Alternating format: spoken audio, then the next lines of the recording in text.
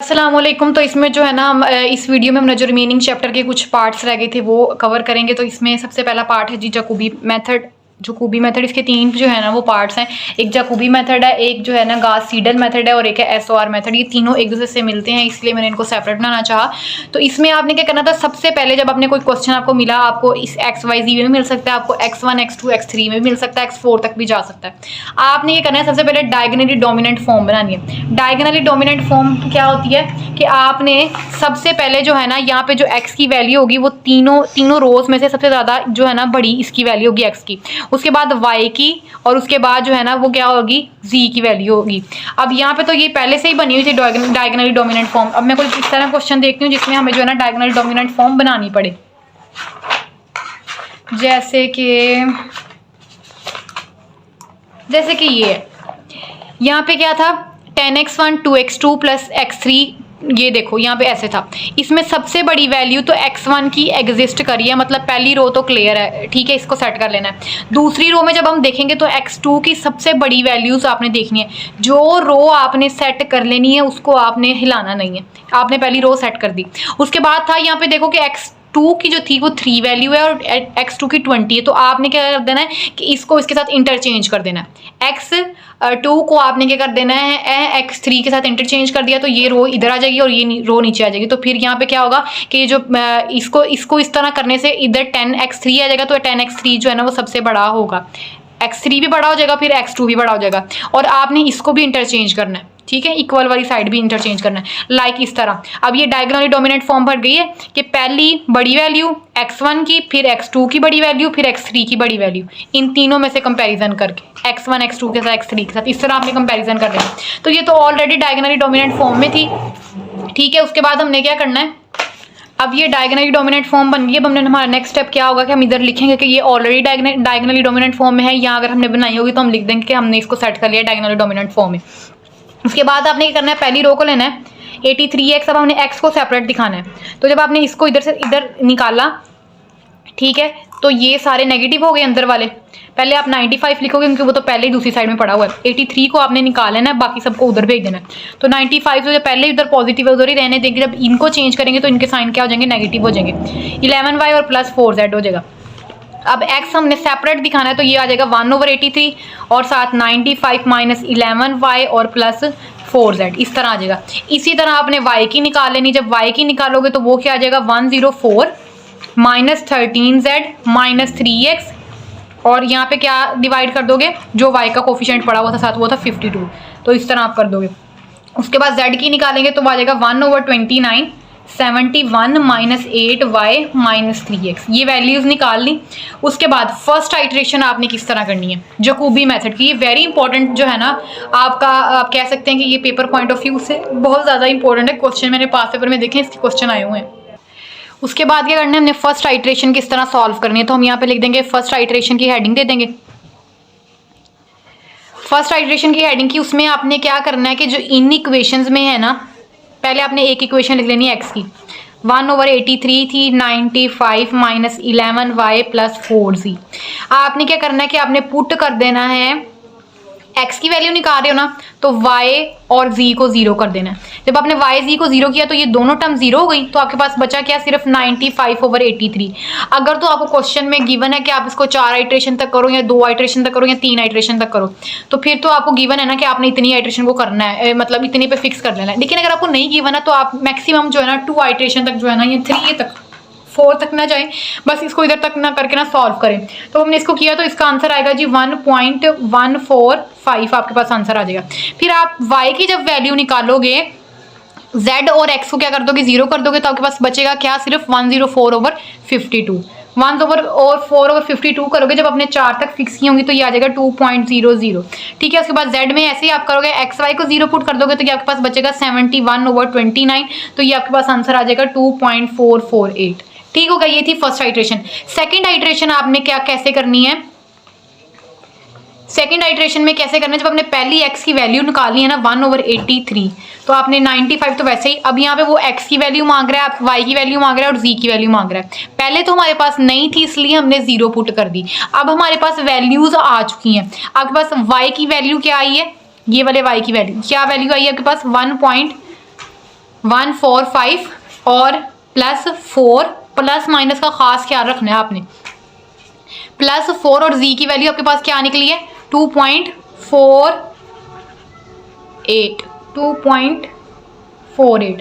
ठीक हो गया। 3 तक सॉरी फिक्स किया हुआ था मैंने भी, 3 तक ही फिक्स करना है आप लोगों ने भी, अगर ना गिवन हो। ठीक है, तो आपने इसके साथ मल्टीप्लाई करोगे तो आंसर आपके पास क्या आ जाएगा 0.997। ठीक हो गया। इसी तरह जब आप y की आइट्रेशन निकालोगे नेक्स्ट वाली, तो उसमें क्या करोगे कि y की, जब आप y की निकालोगे तो आपको z की वैल्यू मांगेगा और x की वैल्यू मांगेगा। तो जो पिछली वैल्यूज निकली होंगी आपने वही अगले में पुट करते जाना है। मतलब ये y की वैल्यू और ये x की वैल्यू, ये x की वैल्यू, ये y की, ये हाँ जी ये x की वैल्यू और ये y की वैल्यू, आपने इसको पुट करते जाना है। और देन जो है आपने नेक्स्ट में क्या करना है y और x की वैल्यू इसी तरह पुट करते जाना है। और आपने नेक्स्ट से नेक्स्ट आइट्रेशंस करी जानी है इसी तरह पिछली वैल्यूज को निकाल के। अब पहली आइट्रेशंस की तो वैल्यू हमने सेकंड आइट्रेशन में पुट की। जब सेकंड आइट्रेशन को हम देखेंगे, जब सेकंड आइट्रेशन वाली देखेंगे, उसके बाद हम क्या करेंगे, जब थर्ड आइट्रेशन करेंगे तो उसमें हम सेकंड आइट्रेशन की वैल्यू पुट करेंगे। जब थर्ड करेंगे तो उसमें सेकंड की, फिर देन फोर्थ करेंगे तो उसमें थर्ड की, लाइक इस तरह। और आपने तब तक करते ही जाना है जब तक आपके 2 आइट्रेशन के आंसर सेम नहीं आ जाते, मतलब एक्स वाई जी के आंसर सेम नहीं है, तब तक आपने इसको क्या करते हैं, रिपीट करते जाना है। आप इसका स्क्रीनशॉट भी ले सकते हैं।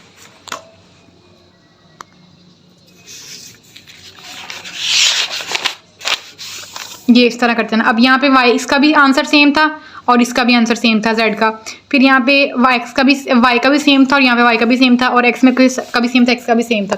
बास टाइम जो है ना वो इस तरह होता है कि कुछ क्वेश्चन जो है ना वो इतने लेंथी होते हैं कि आप उसको पेपर में जो है ना इतनी जल्दी सॉल्व नहीं कर पाते। तो आपने क्या करना है, अगर आपको पेपर में इस तरह का कोई क्वेश्चन आता है तो आपने मैच करने नहीं बैठ जाना। आपने तकरीबन जो है 4 से 5 या 3 से 4 आइट्रेशन कर लेनी है, दैट इज मैक्सिमम। क्योंकि पेपर की लेंथ बहुत ज़्यादा होती है तो हम इतनी ज़्यादा जो है ना उसकी अगर लिखने बैठे तो बहुत टाइम लगता है। ये था हमारे पास कौन सा मेथड, जैकोबी मेथड।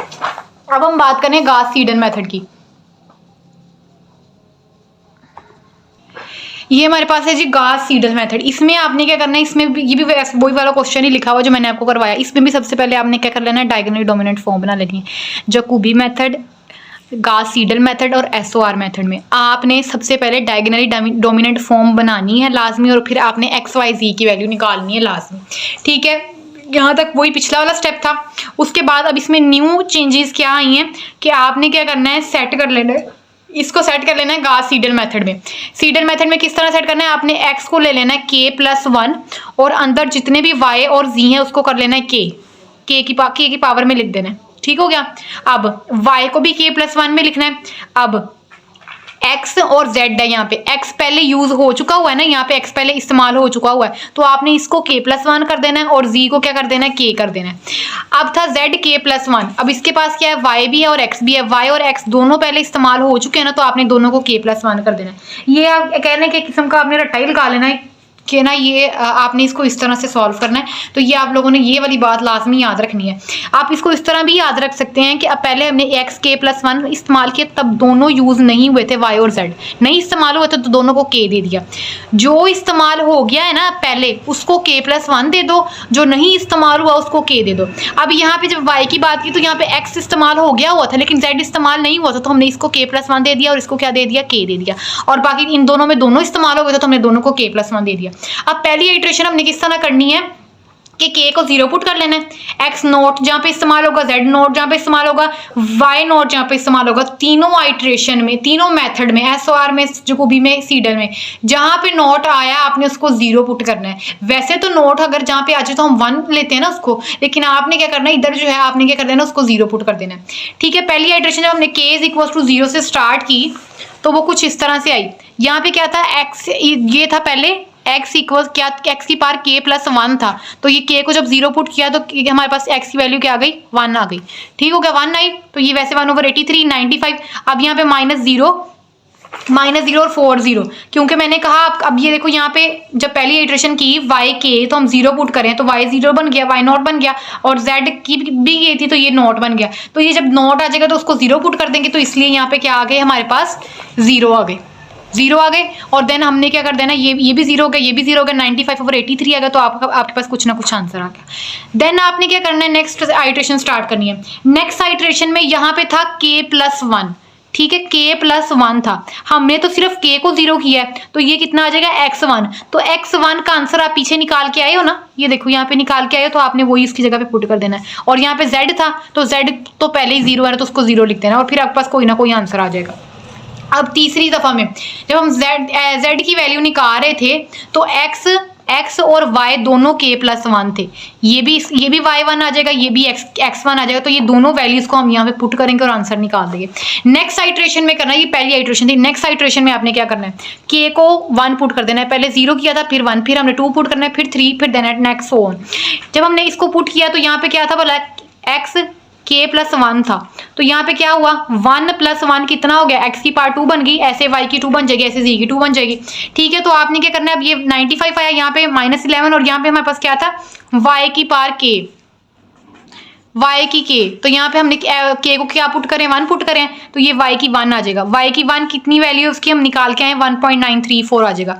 उसके बाद 4 के साथ कौन सी टर्म है, z मतलब क्या कि हम किस z क्या है हमारे पास, z की पावर 1, क्योंकि k की वैल्यू 1 है, तो अब हम इसमें क्या करेंगे, 1 पुट करेंगे, तो ये हमारे पास ये वाला आंसर आ जाएगा। तो हम इसको ये इसमें नेक्स्ट क्या कर देंगे, पुट कर देंगे, हमारे पास कोई ना कोई आंसर आएगा, कैलकुलेटर से उसको सॉल्व कर लेंगे। जब हम y2 निकालेंगे, फिर इस तरह कोई ना कोई वैल्यू आएगी, मतलब पीछे से वैल्यूज आपको डिमांड करेगा। जैसे यहाँ पे x = k प्लस 1 था, तो अब हमारे पास k प्लस 1 क्या है, अपने इसको सॉल्व करके देखना है कि k हमारे पास 1 था, 1 प्लस 1 कितना हो गया, x की 2 अभी हमने अभी निकाली है, तो उसकी जगह पे हमने ये पुट कर देना है। ठीक है, उसके बाद 13, उसके यहाँ पे हमारे पास क्या है, z की k, z1 मतलब, तो z1 हमने निकाला, तो ये पुट करते जाएंगे। उसके बाद यहाँ पे x की 2 था और यहाँ पे y की 2 था, तो वो इन दोनों की वैल्यूज उठा के यहाँ पे पुट कर देंगे और आंसर निकालते जाएंगे। इसी तरह नेक्स्ट हम k की 2 पुट करेंगे, और फिर हमारे पास जो है ना नेक्स्ट जो भी जिस वैल्यू पे भी वो हमें मांगेगा ना, मतलब अगर x1 मांग रहा है या x2 मांग रहा है या x3 मांग रहा है, तो हम उसकी जगह पे पुट करते जाएंगे, और इसी तरह हम सॉल्व करते जाएंगे। इसको भी आपने तब तक सॉल्व करते जाना है, अगर उसने कहा है तो आपने जो है ना 2 आइट्रेशन के आंसर अगर इक्वल आए तो आपने इसको सॉल्व करते जाना है, तो आप इसको 3 या 4 मैक्सिमम आइट्रेशन करके छोड़ देना है। ये था हमारे पास कौन सा मेथड, गास सीडल मेथड। अब हम बात कर रहे हैं जी कौन सा आखिरी वाला मेथड हमारे पास रह गया, और वो है SOR मेथड। ठीक है, SOR मेथड में क्या है, पहले आपने सबसे पहले जो आप काम करते हैं डायगोनली डोमिनेंट फॉर्म बना लेनी। इसमें नहीं बनी थी, जैसे मैंने आपको पहले बताया कि हमने डायगोनली डोमिनेंट फॉर्म बनाई, उसके बाद हमने x y z की वैल्यूज को सेपरेट कर लिया। इसमें थोड़ी सी जो ये भी वैसे वही वाला क्वेश्चन है जो क्या ये SOR मेथड वाला सवाल नहीं है, ये वही वाला है गास सीडल मेथड वाला। अब हम करें SOR वाला मेथड, वो कहाँ है, वो ये। ठीक है, इस पे हेडिंग हम दे लेते हैं जी, ये मैं बस SOR मेथड है। इसमें डायगोनली डोमिनेंट फॉर्म बनाई, x y z की वैल्यू निकालनी, x y z की वैल्यू निकाली, और उसके बाद हमने करना है इसको कन्वर्टेड करना है किसमें, SOR फॉर्म में। SOR फॉर्म में किस तरह कन्वर्ट करते हैं, इसमें भी बाकी चीज़ें तो तकरीबन सेम है, लेकिन थोड़ी सी चेंज आई है जो आप लोगों ने लाजमी याद रखनी है। वो ये है कि आपने सबसे पहले क्या करना है, 1 माइनस ओमेगा लिख लेना है, 1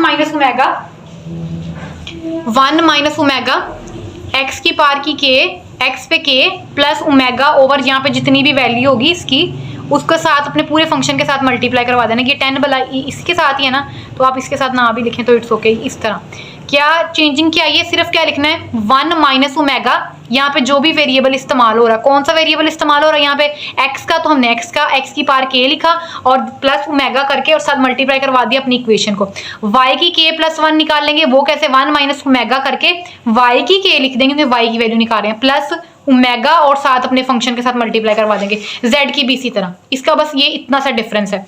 ठीक हो गया। अब इसकी जैसे हम पहली आइट्रेशन करेंगे, वो पहली आइट्रेशन कैसे होगी, सबसे पहले k को 0 पुट करेंगे, जैसे हम पीछे करके आए हैं, जो कौन सा मेथड था, गास सीडल मेथड में हम पुट करके आए ना, वैसे ही। उसके बाद यहाँ पे आपको ना ओमेगा की वैल्यू कोई ना कोई दी होगी गिवन, यहाँ पे मुझे दी हुई थी 1.25। ठीक है, तो आपको ये कोई ना कोई वैल्यू गिवन लाजमी होगी। ठीक है, तो आपने अब ओमेगा की जगह पे 1 माइनस ओमेगा, यहाँ पे बस x नॉट बना, क्योंकि यहाँ पे क्या था, x की पावर k थी, तो x की पावर k x नॉट। तो जब मैंने आप लोगों को बताया कि जहाँ पे भी x नॉट आ जाए आपने इसको क्या कर देना है, 0 कंसीडर करना है। ठीक हो गया। उसके बाद क्या किया आपने, प्लस ओमेगा की वैल्यू और साथ आपके पास जो भी फंक्शन था, तो यहाँ पे हमारे पास क्या था, अब एक और बात इसमें मैं बताना भूल गई कि जैसे हमने पिछले क्वेश्चन में किया था ना, जो वेरिएबल हमारे पास इस्तेमाल हो गए थे हमने उनके साथ k+1 किया था, जो वेरिएबल इस्तेमाल नहीं हुए थे अभी उनके साथ हमने k ही रहने दिया था। अब यहाँ पे x था तो x, यहाँ पे y z अभी इस्तेमाल नहीं हुआ तो हमने इनको k ही रहने दिया। उसके बाद यहाँ पे z था और यहाँ पे x था तो x इस्तेमाल हो चुका हुआ था ना पहले, ये वाला पहली रो में, तो हमने क्या किया यहाँ पे k+1 कर दिया और यहाँ पे क्या रहने दिया, k ही रहने दिया। ठीक हो गया, यहाँ पे k+1 कर दिया, यहाँ पे k, और इसी तरह लास्ट में दोनों इस्तेमाल हो गए थे तो दोनों के साथ k+1 कर दिया। ठीक है, तो अब यहाँ पे भी ये भी क्या बना देगा, x ये बना देगा, y नोट बना देगा और ये z नोट बना देगा। तो हमने इन दोनों को 0 कंसीडर किया और ये भी 0 हो गया सारा, और सिर्फ हमारे पास बचा क्या 1.25 मल्टीप्लाई बाय 9 और डिवाइडेड बाय 10, तो इसका आंसर किया तो ये हमारे पास 1.125 आ गया। ठीक हो गया। नेक्स्ट स्टेप में आपने क्या करना है, एक तो टर्म आपके पास 0 हो जाएगी क्योंकि वो क्या थी, z की पार z नॉट था तो ये 0 हो जाएगी। यहाँ पे x k+1 था तो ये x1 की वैल्यू आप जो है ना इसमें पुट कर दोगे और देन नेक्स्ट सॉल्व करते जाओगे। इसी तरह यहाँ पे दोनों वेरिएबल इस्तेमाल होंगे, मतलब x1 और y1, तो इसको पुट करोगे तो आंसर आता जाएगा। सिर्फ चेंजिंग क्या आई, सिर्फ अपने ओमेगा की वैल्यू और थोड़ा सा फॉर्मूला आप कह लें उसकी शेप चेंज हुई है। क्या शेप चेंज हुई है, 1 - ओमेगा जो वेरिएबल इस्तेमाल हो रहा है प्लस ओमेगा जितना भी आपका फंक्शन है वही फंक्शन, आपने वही जो आपने गाज कौन से मेथड से सीखा है, गाज सीडल मेथड से। इसी तरह आपने नेक्स्ट से नेक्स्ट आइटरेशन करते जाना है। पहले आपने 0 पुट किया k को, फिर आपने k की 2 पुट किया। इसी तरह जो भी अगर आपके पास यहाँ पे आपके पास अगर x की 2 बन रहा है, क्या मतलब x अगर k+1 है तो ये कितना बन रहा था, x की पावर 2 है तो 2 + 1 3, तो अब 3 जितनी भी बन रही है अगर यहाँ पे इस्तेमाल हो रहा है 3 तो आपने x की 3 वाली वैल्यू पुट करनी है, लाइक इस तरह। तो ये थे हमारे पास कुछ क्वेश्चन इसके। अब हम इसका थोड़ा सा जो ना एक ओवरव्यू कर लेते हैं कि हमने सीखा कैसे, मतलब क्या कह सकते हैं कि आप हमने इसका जो है ना निचोड़ निकाल लेते हैं कि हमने क्या सीखा है आज। जैकोबी मेथड में आपने सबसे पहले जो है ना डायगोनली डोमिनेंट फॉर्म बनाई, पहला स्टेप। दूसरे में आपने x y z की वैल्यू अदा कर ली और फिर आपने क्या अपनी आइट्रेशन स्टार्ट की। पहली आइट्रेशन में आपने क्या किया, जब x की वैल्यू निकालनी थी आपने y और z को 0 पुट कर दिया। जब y की निकालनी थी आपने z और x को 0 पुट कर दिया। जब z की निकालनी थी आपने x y दोनों को क्या कर दिया, 0 पुट कर दिया। इस तरह पहली आइट्रेशन आ गई। उसके बाद आपने क्या किया, जो नेक्स्ट आइट्रेशन निकालनी थी उसमें नेक्स्ट से नेक्स्ट हम पुट करते रहे वैल्यूज को और हमारे पास आंसर आते गए और दैट्स ऑल। उसके बाद हमने पढ़ा था गास सीडल मेथड। गास सीडल मेथड में क्या था, आपने कोई पहले की तरह डायगोनली डोमिनेंट फॉर्म बनाई, x y z की वैल्यूज सेपरेट कर ली और उसके बाद हमने क्या किया था, आप सबसे पहले स्टार्ट किया x k+1 करके और इक्वल करके यहाँ पे कुछ ना कुछ वैल्यू आती थी और उसके बाद क्या था, यहाँ पे भी कोई ना कोई वैल्यू आती थी माइनस, और फिर यहाँ पे माइनस या प्लस जो भी क्वेश्चन की रिक्वायरमेंट के मुताबिक। उसके बाद क्या था, अब यहाँ पे आपके पास y और z इस्तेमाल होते थे तो उसको अगर आप, क्योंकि ये इस्तेमाल पहले नहीं हुए क्योंकि सबसे पहला x है ना तो इनको हम k लेते थे। उसके बाद जब y को इस्तेमाल करते थे हम, उसके बाद यहाँ पे भी कुछ ना कुछ वैल्यू आती थी ओवर में, यहाँ पे भी कोई ना कोई वैल्यू, देन हमारे पास x इस्तेमाल होता था और यहाँ पे z इस्तेमाल होता था, कोई भी कोई साइन और लाइक माइनस लगा ले। x इस्तेमाल हो चुका हुआ था ना पहले तो उसकी जगह पे हमने क्या करना था, k+1 लगाया और z की जगह पे हमने क्या लगा दिया, k लगा दिया।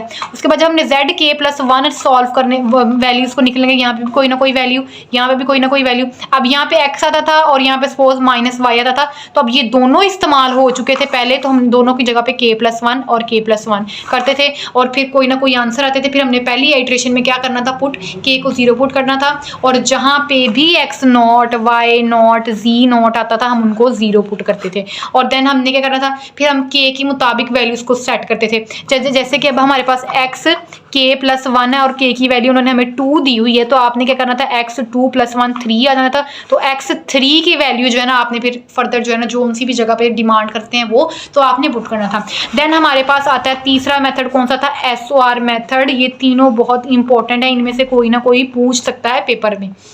ठीक है, SOR मेथड में आपने क्या करना था, सबसे पहले डायगोनली डोमिनेंट फॉर्म बनाई, x y z की वैल्यू अदा की।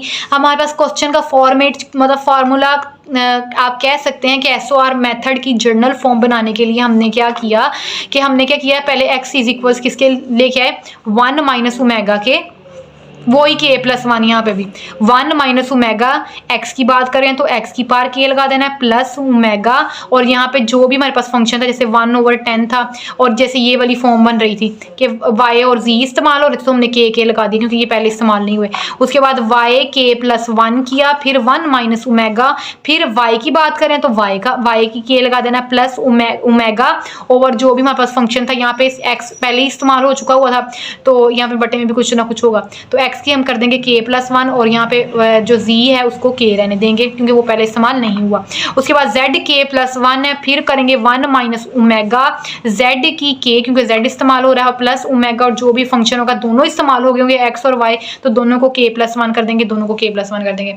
वैसे ही कोई ना कोई हमारे पास ओमेगा की वैल्यू गिवन थी, जैसे हमारे पास इस क्वेश्चन में 1.25 गिवन थी, और फिर हम क्या करेंगे जैसे हमने पिछले सवाल में किया था क्या कि के की पहले 0 पुट की, फिर 1 पुट की, फिर 2 पुट की। अगर तो पेपर में आपको ये वाले क्वेश्चन आते हैं तो आपने मैक्सिमम कितनी आइट्रेशन करनी है, 3 से 4 आइट्रेशन करनी है, इससे ज़्यादा आइट्रेशन नहीं करनी क्योंकि इन पे बहुत टाइम लगता है, और काफ़ी क्वेश्चन तो इतने लेंथी होते हैं कि उनकी 20 आइट्रेशन होती हैं, तो वो इतनी तो हम नहीं कर सकते, तो इसलिए आपने क्या करना है कि मैक्सिमम जो 3 से 4 जो है ना आपने करनी है, उसने बस स्टार्टिंग का मेथड देखना है कि आपने किस मेथड से स्टार्ट किया है। तो ये था हमारे पास सोल्यूशन ऑफ नॉन लीनियर जो है ना इक्वेशंस का मतलब जो मैंने आपको समझाया चैप्टर। और अब हमारे पास जो है ना बहुत इंपॉर्टेंट पार्ट रह गया पेपर का, ये जो थी ये तो मतलब आम सी चीज़ें आप कह लें कि ये paper point of view maximum है कि आपको 1-2 सवाल दे दे जो भी हमने पढ़ा, जितने भी हमने लेक्चर्स कवर किए। आगे जो है ना वो बचता है जी टेबल्स वाला काम, forward difference table, forward operator वाले सवाल, बैकवर्ड के क्वेश्चन, सेंटर के क्वेश्चन, लेग्रांज मल्टीप्लायर, और इसके अलावा जो है और भी हैं 3-4 और। तो ये पेपर पॉइंट ऑफ व्यू से बहुत इंपॉर्टेंट है। एडीपी का मैंने पेपर देखा जो अब आया, अब कुछ दिन पहले उनके पेपर हुए हैं CS 4th के, जो मतलब जिनका 2 साल का होता है, उनमें उन्होंने 3 सवाल 20 नंबर का एक क्वेश्चन होता है ना, 3 सवाल जो है उन्होंने वो ऑपरेटर्स वो मतलब टेबल से पूछे हुए थे, और सिर्फ एक क्वेश्चन था वो जो एक पूछा हुआ था कि S1 और S2 की वैल्यू निकालें, वो हमारे सिलेबस का पार्ट नहीं था तो वो इसलिए हमें नहीं आता, लेकिन वो भी इंशाल्लाह हम कवर करने की कोशिश करेंगे। तो आपने जो है ना इनको साथ साथ कवर करते जाना है। मैक्सिमम आपने जो है ना एक एग्जाम्पल जो है वो आपने अपने हाथ से ट्राई करके अपने नोट्स बनाते जाएं, आपको पेपरों में मुश्किल नहीं होगी। उम्मीद करती हूँ कि मैं आपको समझा पाई हूँ। अगर आपको कोई क्वेश्चन है तो आप मुझसे पूछ सकते हैं। जज़ाकल्लाह फ़ी अमानिल्लाह।